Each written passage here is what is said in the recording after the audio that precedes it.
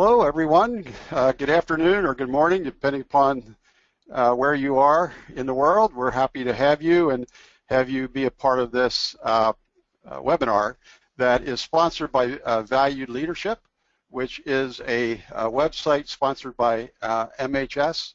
And we're doing four webinars, 3 more this year, related to valued leadership, and we hope that you will come back again and be a part of these webinars. But it's great to have you with us today, and I think we'll get started.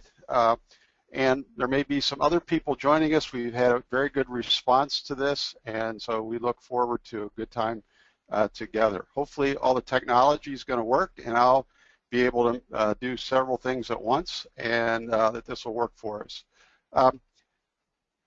This is, we've titled this Daily Practices for Leadership with Character, and you'll see why we focused on character in a minute, but we're hoping to do this in about 35 minutes. We see this as something that may be helpful to people in short amounts of time, so I'm going to try to talk quickly and keep things moving, and so that we can accomplish that. If you do have technical problems today, there's 2 ways. You could go to the chat function in the GoToMeeting, or you can simply email Emily Reese at emily@mhs.org, and she can hopefully help you get what you need in terms of any technical problems.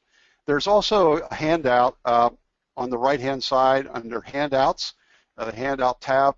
We will also be showing that on screen. In fact, that's what you're looking at right now.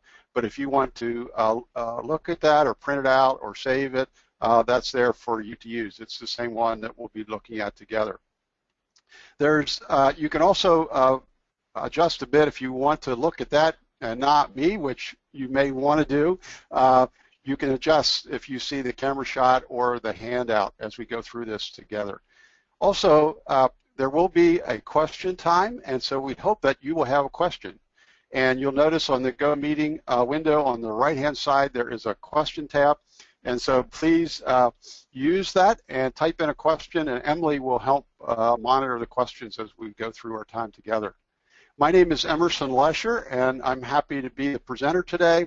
I play a number of roles at MHS. I know a number of you that signed up, not everyone, but so I don't need to say a lot, but I am Senior Vice President, do things in that capacity. Also through MHS, I work for the Anabaptist Provider Group, which is a network of 17 retirement communities here in Eastern and Central PA. Also, with MHS, I do consulting at times, and I work through MHS Consulting. Some of my previous experiences, most of them have been with MHS organizations, actually. Most recently at Messiah Lifeways in Mechanicsburg, and also at Philhaven. And so have a lot of experience in healthcare, and happy to share today. As I said, this webinar is really based on valuedleadership.org, and if you've not taken a look at that website, I encourage you to do that. It's for Anabaptist-related organizations, staff members, boards, those that are interested in learning more about how to lead with Anabaptist values. So we encourage you to spend time on that, look around. And it's really based on what we call the 4 C's. And you see the 4 C's here on the screen: character, collaboration, culture, and change. We think that these 4 themes, values, practices relate to many of the interests and activities of early Anabaptist groups, but also have relevancy for us today in the 21st century. And so that's why we're highlighting these 4 things. Each of the 4 C's are highlighted on the website. They each have their own page. There are videos. In fact, Jen Foster is in the one on character. But there are questions, there's resources, there's additional content. So please check that out, and there will be more for you there. Why is character one of the 4 C's? Why did we include that as we were thinking about these themes that might relate to early Anabaptist groups as well as us today? And so we selected character, and we think that that is important, even though in current thought it's less emphasized. The importance of character in leadership and organizations has really gone up and down over the last 100 years or two. And some have talked about the decline of character and emphasizing character in leadership. Susan Cain, who wrote the book Quiet, which is one of my favorites, talked a lot about this in terms of extroversion and introversion and charisma. And she said that really we have moved away from a culture of character to a culture of personality, where we de-emphasize what we would think of as character, strong character traits, and so forth. David Brooks, in his book that's been very well received called A Path to Character, focuses particularly on he says we've focused in recent years, recent decades, on the outward aspects of character, not the inward. And when he says outward, he's thinking more of the things related to accomplishment and achievement, results, that kind of thing, and less on the internal qualities, the virtues that might have historically been connected to character. And overall, there has been a strong emphasis in literature, in leadership studies, that kind of thing, society, on competencies, as having the right competency, and on results. So that those things are often talked about, stressed, looked for, promoted, versus character. And so, sort of to simplify it, some would say we don't really care what your personal ethics are, and maybe even your business ethics. What we care about is, do you get the results that we want? And that's what we focus on. That's what's most important. So there has been certainly that emphasis. I would say, though, in the last 5-10 years, in mainstream leadership circles and so forth, there's also been a rekindled interest in character, and realizing that simply having competencies or results is not everything, and that other aspects are needed in leadership and organizations. I want to just quickly summarize some of the ways that early Anabaptists, and you'll find a variety of views on this, but I think there are some common characteristics or common ways that Anabaptists have thought about the idea of character. And a starting point, or I think an important starting point, is that the Anabaptists tended to have a positive view of people, of human nature. They understood that human nature could be sinful, could be evil, but they also had a very high view of people and believed that there was much potential, and that it was important to emphasize that and to focus on that. And so they start from sort of a positive perspective and a belief that people have potential. So that's important, I think, when we think about character. The other aspect, which is closely related to that, is that character is not fixed for the Anabaptists. They're not deterministic in how they think about it, that we're not determined by our nature or nurture. They certainly influence us, nature and nurture, but we're not determined by them, and that people can create something new and different. That was a part of the Anabaptist interest. They wanted to create a new community. They didn't like what they saw around them, and they thought that things could be different. And so they believed people can change. Things can be different. Similarly, they thought people can grow. There's that potential, and so they emphasize things like discipleship, that it's not a once and done when you become a Christian, but you grow as a Christian, you progress. Similarly, you can also backslide, you can regress, you can deteriorate. So it's evolving, it can grow, and it's more open and not static. The Anabaptists also were very strong in terms of a number of things, that it was both belief and practice, or belief and behaviors, and they thought both were important. Some Christian groups have emphasized the importance of beliefs, believing the right thing. The Anabaptists said, yeah, that's important, but what is also important, and some may have said even more important, is that you have the right behaviors, that you demonstrate the right behaviors. And so that was important to them, sort of doing and being, that they must, that must be consistent, that the inward and the outward need to fit together. The other aspect in terms of Anabaptists and thinking about character is that character is not, it's not just for you. It's not, that's not its purpose, is that you will be a nicer person, a better person, or that you'll feel better about yourself or be more content. But it's really also to bring about a greater good. That character should be used, your behavior, your beliefs of who you are should be about creating something greater and to bring about more compassion, more justice, more peace. Those were certainly things that the Anabaptists were interested in. I wanted to just quickly, and I'll say here facetiously, I'm sure that none of your organizations are like this. This doesn't fit any of your organizations and what you do. But I think among some Anabaptist organizations, particularly in the last 50 years, there's been an emphasis for many to emphasize character over competencies. And so we've been talking about how it's going back and forth at times of competency versus character. But I think for a long time, many Anabaptist-related organizations would emphasize the idea of character over skill set. And it was more important what you believed, what your commitments were, what your piety was, than maybe what your competencies were. Also, Anabaptists have traditionally been very focused on what is faithful, not what was effective. So they have not necessarily focused on, well, this will get us the best results, so that's what we should do. They have said, no, how can we be faithful to what we are committed to what we believe, to what we understand truth to be? We should remain faithful to that. We shouldn't compromise. And so at times that has meant that they were, quote, not effective. Other groups, Christians and others, have often emphasized effectiveness over faithful, and have said, well, if you're not really effective, what does it mean to be faithful?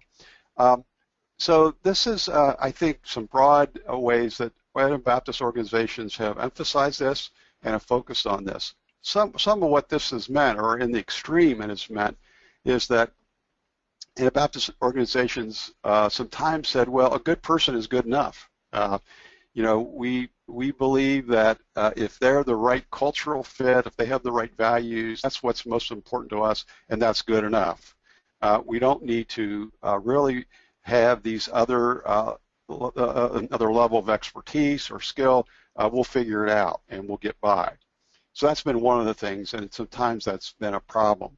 Another, I think, in the extreme, what this has led to is seeing change as compromise.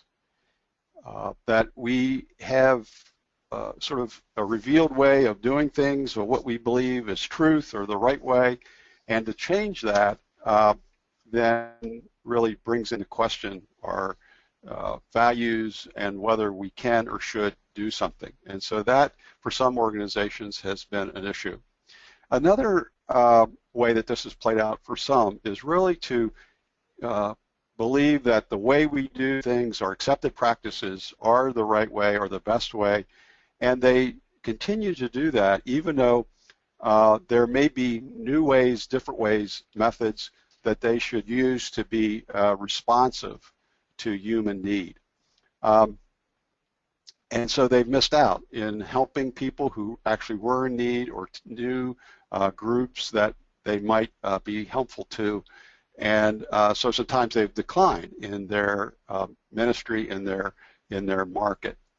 I would say gladly that in the past few years, and again I would say in the past 5-10 years, a lot of Anabaptist-related organizations have begun to think about this and challenge it to some extent, and have said, look, we think we need to find a new way, a different way of managing this balance between these two things. And so there's been actually a good bit of work on this. I'm going to move ahead here, and my time.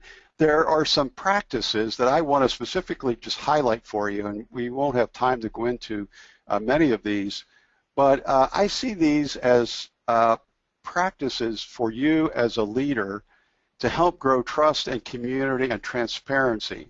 Because again, character is not just in and of itself, but how does it impact others, and how does it do, and you know, what is, how does that really help the total organization? And I think, again, if the leader has a strong character, it certainly does grow trust in community, and transparency will happen.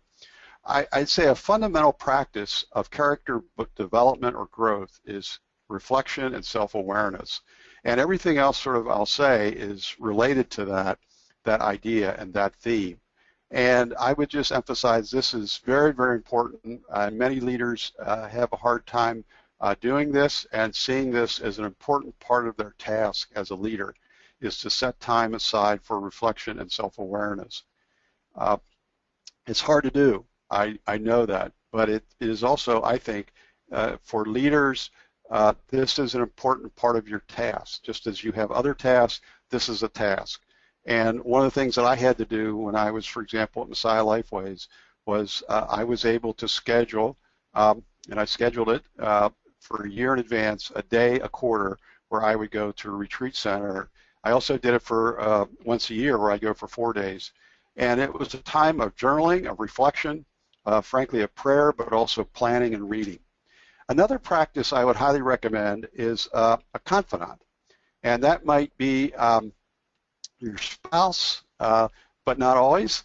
It may be a friend, it may be a family member, it could be a pastor, it could be someone else, it could be a mentor of some kind that you have, a relationship. It may be somebody that you engage to do this, like a coach. But it also can be a close friend or family member. Part of leadership is the aloneness of it, and it's good to have somebody who maybe is not directly in the workplace. That can work also, but sometimes to have another perspective, another person to talk to. I can remember in a sort of a critical time when I was feeling very uncertain of, am I the right person? There were just some things happening, and so I asked a friend, who I'd known for quite a while, to go away with me for a day. I said, I just need to get away and to talk, and I just need somebody to listen and to reflect back to me. And he did that. Fortunately, he was in a situation where he could do that. And that was just very, very helpful. That's just one example. Another example is my wife, and I think she gets tired of hearing all my stories and what's happening, but she has been a critical part of my leadership practice and development of my character. Another practice is the Greenleaf Servant Leadership question. If those of you that are familiar with his work, one of the questions he asks is, are the people around me growing and thriving? So that's an important idea to know. Is my character really being fruitful? Are other people, how are they doing? I may be doing great, or think I am, but are they? And so that's important. Another one, test for character and for leadership, is what I call the newspaper test. Today we might call it the Facebook or social media test. But if this decision that I'm about to make or am making or have made ends up in the newspaper, what will the article be? What will the headline be? And will I be happy with it? And my quotes, will I be happy with the quotes that I gave?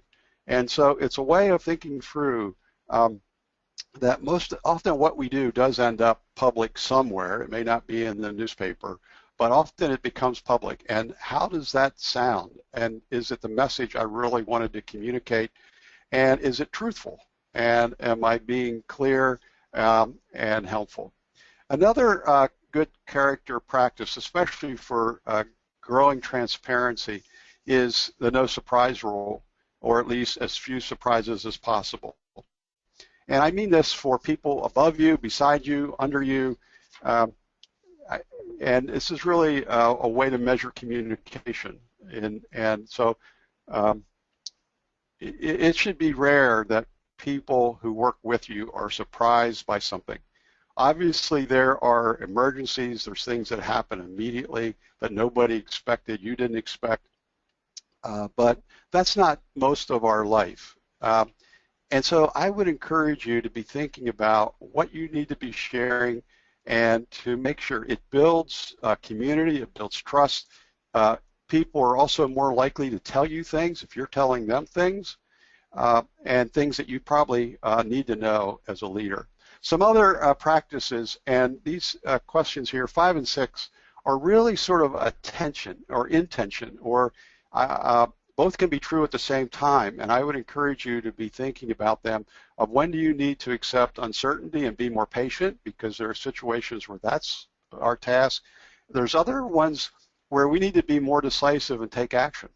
And so discerning when of those, what's appropriate. And that can be, I think, a character practice that builds trust and community. Another one is actually to meet as a team, whatever team you're a part of, and to talk about this question: what core value or practice have I or we compromised or most likely to compromise? Because it begins to open up discussion about values and practices and character kinds of things, character of the individual, also character of the team and of the organization. And finally, an important character practice that I always, I wish I would have done better at, should have done better at, was identifying what you're grateful for, who you're grateful for, and not only feeling that, but expressing that and making sure that people are aware of that and realize that. I I've been reading a new book that came out recently, and I recommend it if you're into this kind of thing, but it's called Return on Character. And it's really some research by an organizational psychologist who looked at primarily for-profit firms, but there are some nonprofits also. And he is convinced that character is important to financial returns, strategic returns, and so forth, and did some research to try to show that. And so he came up with what he called the keystone character habits. And there are 4, as shown here on the screen, that he shows in his research that when CEOs have these, they do well financially, they do well in terms of other things that we would think of as terms of results. One of the things that was fascinating in this research was that he found not only were the CEOs high on these, but their whole senior team was high on them. And in fact, the research looked at both. And if the team thought that the CEO was high, that was a positive sign. But there were times where the CEO thought he was high, or she, but the team did not. So I really like these, and to me they seem very Anabaptist compliant. Would fit well with many of our organizations and what we're trying to accomplish. And so this may be something that you want to look at and think about, but I found these very helpful to work on.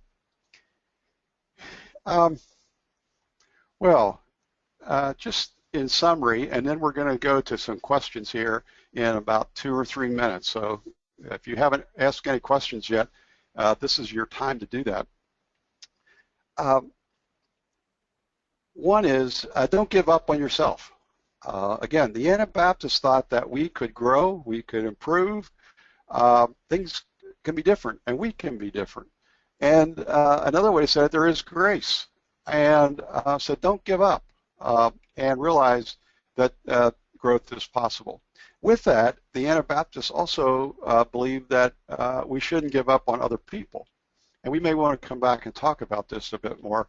But again, they had a pretty high view of people, and they even thought that people that they disagree with, they shouldn't give up on, and even their enemies, and are sort of famous for that. So that's one aspect of character, not giving up on our own character and not giving up on the character of others.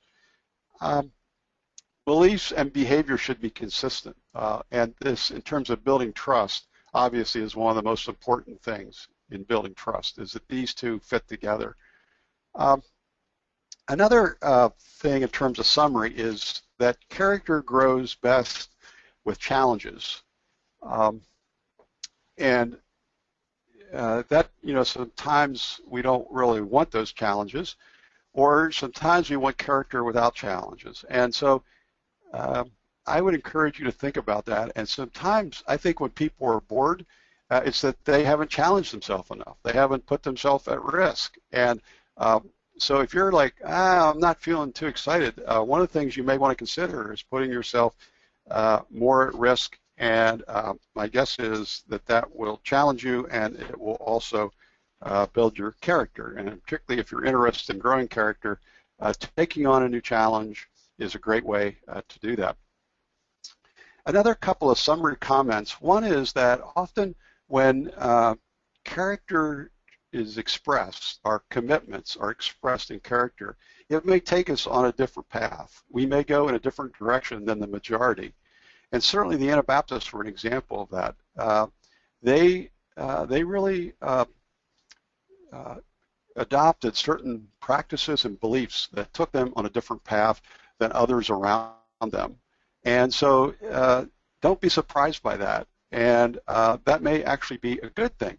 Often innovators, people that are experimental, radicals, are on a different path. And for a while, people are questioning and aren't sure.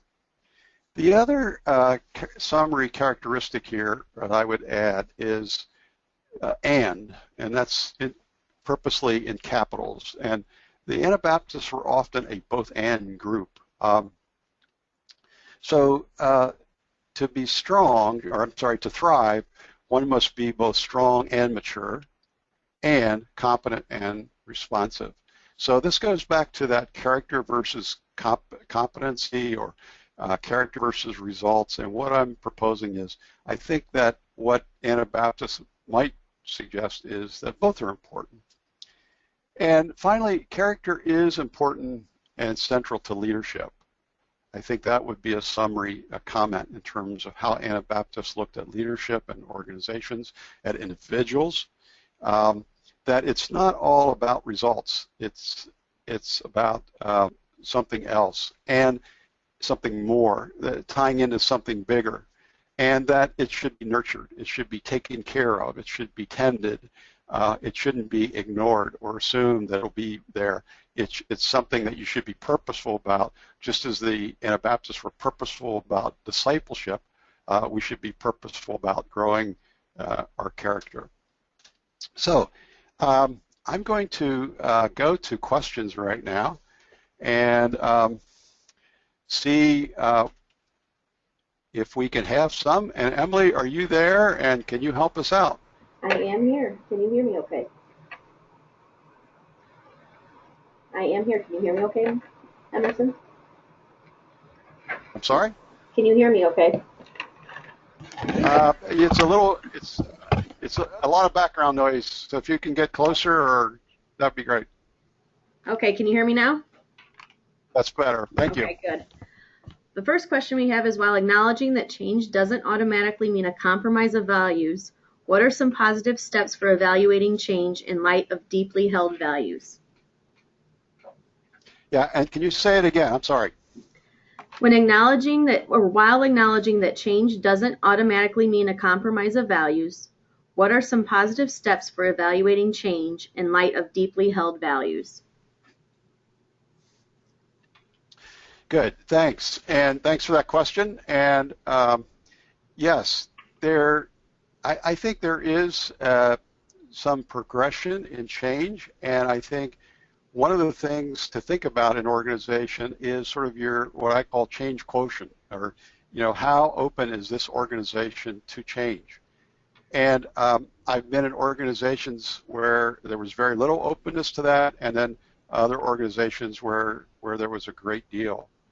I think that one of the things that's important early on is for people to know why we're changing, or why that's important, and that it's not due to a change in some fundamental commitment or mission or vision or that kind of thing, and that actually the change may be moving us toward greater commitment, toward greater mission, or fulfilling our mission in an even greater way. So I think often positioning that in a way that says we're changing to actually accomplish our mission in a better way than we have been will help some people, and some people will begin to grasp that and will understand that this is not a contradiction of the past, but is actually helping us move forward into the future. Um, and so people begin to experience that and talk about that in different ways and share that with others, um, which can be helpful. So I don't know, that's some beginning thoughts. And maybe on some other questions we can come back. I can come back and I may have some more to say about that, but maybe we should go to another question. The next question is, do you have ideas for ways we can implement or engender this in our organizations, thinking from an HR viewpoint? Well, sure. And I think some of the things that I've outlined in terms of some of the practices, I would encourage you to do with your managers, with leaders from an HR perspective. So, you know, not going through all of them, but, you know, how do you encourage reflection and self-awareness within your organization? Do you actually help people learn to do that, to teach them, to give them time? That could be done in team meetings and so forth. So it's building some of that in. One of the things that I did that I've done before is to do a lot of what I call check-in questions or learning circle questions, which were really times of reflection and times of discussion of who are we, what are we about, what's important, or just getting to know each other. So some of this can actually be built into sort of the routine of what you do, and helps. So that would be one response. I know that's not adequate in terms of how to do this, but I think realizing that character is something that you want to focus on and not only competencies or results. Having said that, I realize there are some organizations that are really in a culture change mode where they need to focus on competencies, quite frankly, and they're sort of missing out. And I know when I was at, and I'll say at Messiah Lifeways because I don't think they know this, and so it's not a secret, and it was under my time there. Early on, one of the discussions we had in a lot of staff meetings and leadership meetings, we had two core values. One was honesty and one was compassion. And we had a lot of discussion of can you be both honest and compassionate at the same time. And a lot of people thought you couldn't, that was contradictory. And so that became really centered around changes that we were involved in, that we needed to increase the competency level, the expertise level, and so we needed to have more honest conversations. And part of the message was to be most compassionate with our residents, we needed to increase the level of competency. That it's not compassionate to have somebody do something that's harmful to a resident because they don't know better. That's not compassion. So we needed to have some honest conversations and talk about how both of those are important, and so I don't know. That's one possible answer. Is there another question? And we should probably. There's a few closing things that I wanted to do, but what else do you have, Emily? There is one more question. What are some tips in connecting millennials to this concept? Oh, that's great.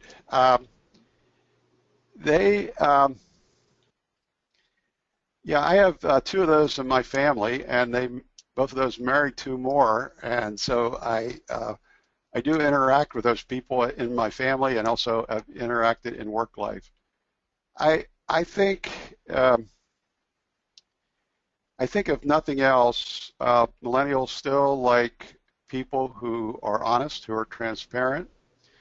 That is true in any generation. And so those characteristics, those aspects of character are very important. I think one of the things that millennials do like, and we should tap into, is the community aspect, that we're a part of something bigger, more important, and that they can be a part of that. And to do that effectively, we need the best that they can offer. And so that may mean for them to grow, to change, to take on some things that they haven't done before and maybe don't want to do. But to be an effective community member and to build strong community, this is what's needed. So that's not an answer, but it may be a start. Well, thanks to each of you. There's just a couple more things I want to show on the screen. We had some people who actually asked for extra credit, I think, and so we have an extra credit slide here, and we would encourage you at your next team meeting to discuss one or all of these, or to make up your own questions. Be creative. But here are some things you may want to think about of how are you encouraging character growth in your organization, which is similar to the one question we had. Where are you on the character versus competency continuum as an organization? How are you stressing one over the other, or how are you stressing both? Hopefully you're focused in on both in some way, but where is that currently, and what's your need?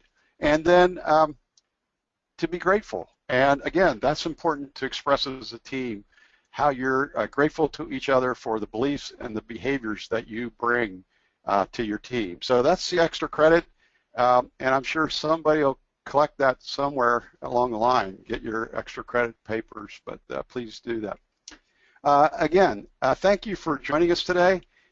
We encourage you to visit valuedleadership.org and to use that as a resource for team meetings, for retreats, for just your own personal reflection. Also, there is a blog and a post that goes out occasionally. There's a way to sign up for that blog on valuedleadership.org, so please sign up, and different people blog from time to time. In the next couple of days, you'll receive a feedback survey, and so please complete that. And we look forward to seeing you in May, May 12th at 2 Eastern Standard Time. So thanks. Hopefully you had a good experience, a helpful experience, and we look forward to seeing many of you in the coming weeks. Thanks a lot. Have a good day.